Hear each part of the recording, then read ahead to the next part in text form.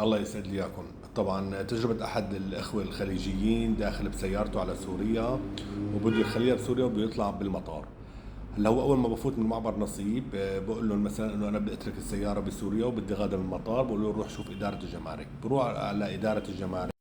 طبعا بروح ادارة الجمارك، بيعطوه كتاب انه السيارة وين بدها تضل. بقول له بدها تضل مثلا بسوريا، انا زوجتي سورية او انا عندي بيت بسوريا. بيعطوه كتاب بهذا الموضوع. المهم لما خلص شغله بسوريا وبده يطلع بالمطار وتارك السيارة قدام بيته والمفتاح معه، وصل المطار قالوا له انت معك سيارة؟ قال له مزبوط معي سيارة. قالوا له، وقال لهم هذا الكتاب من الجمارك. قالوا لهم هيك ما بيكفي، بدك تروح إدارة الهجرة والجوازات، بدك تجيب لنا شخص سوري انه هاي السيارة هو مسؤول عنها، يعني هو مسؤول عن السيارة اذا صار شيء. اما انت تتركها وتمشي ما بيمشي الحال. كان يومتها يوم خميس، قال لهم بدي استنى انا للاحد اذا بدي اساوي هذا الشيء. قالوا للاسف هاي الاجراءات.